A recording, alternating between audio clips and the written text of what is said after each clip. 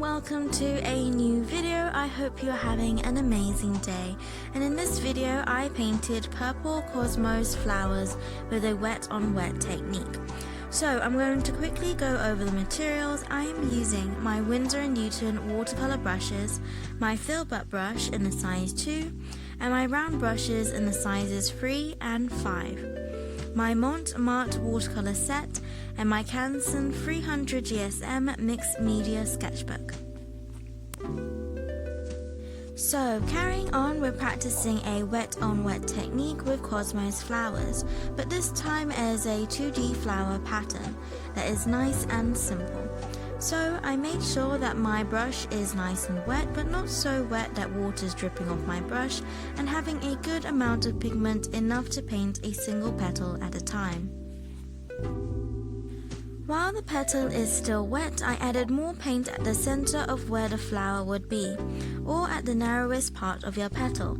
If you added a lot of pigment for this step, then there will be more contrast, and if the petal is still wet so the paint flows to where it is still damp, then you'll have a smoother blend. So practice on a few flowers and see what you prefer. When painting the petals, I left some room for some highlights, just so that there is more variance between the flowers, and you can also do this by choosing different colored flowers.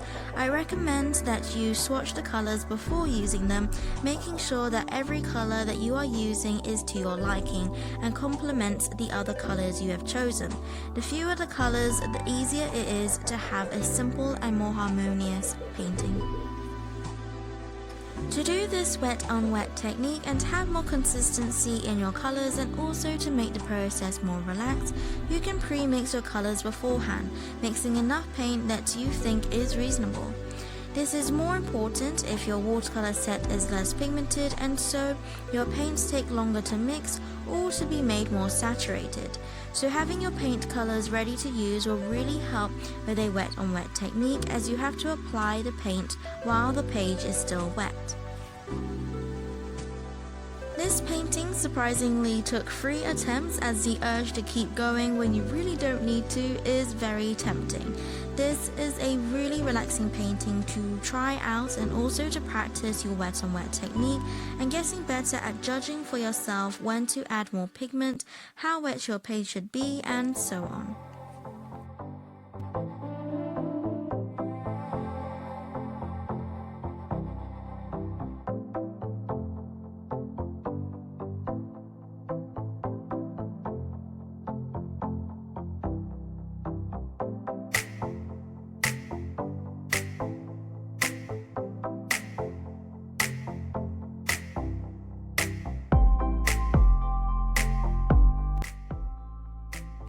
The paper quality is more important with a wet on wet technique, so this is another thing to bear in mind as a beginner. Before doing this painting, you can try painting a few petals on different watercolor suited sketchbooks that you have, and see which one is more suitable for what you want to achieve.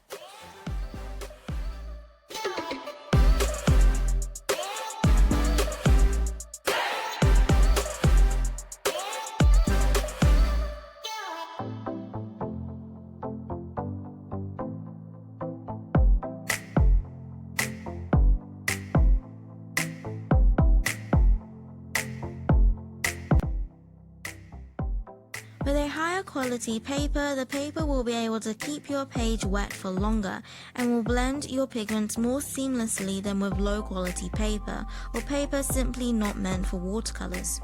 Before doing this painting, I tested out on 3 or 4 of my sketchbooks, and the outcomes were surprising, and one of the best outcomes was this sketchbook, which I then chose to practice my wet on wet technique.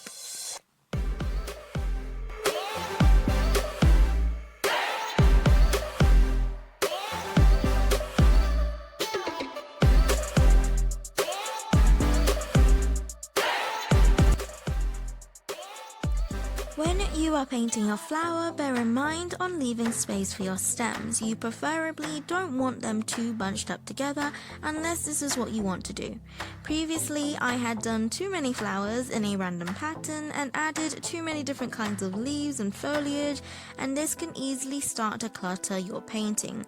So making sure that you have enough space will make your painting look more intentional and neater, which is how I prefer. But then again, you can alter my suggestions based on what you want to do with your painting.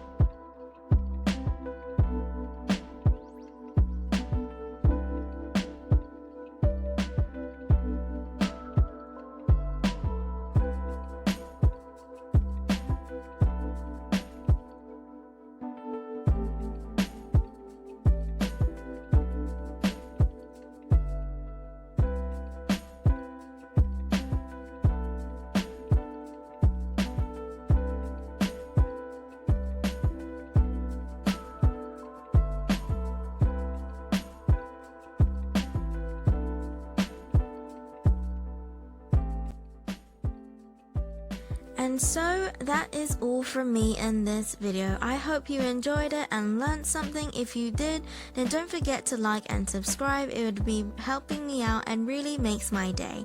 And with that said, God bless, and I'll see you later.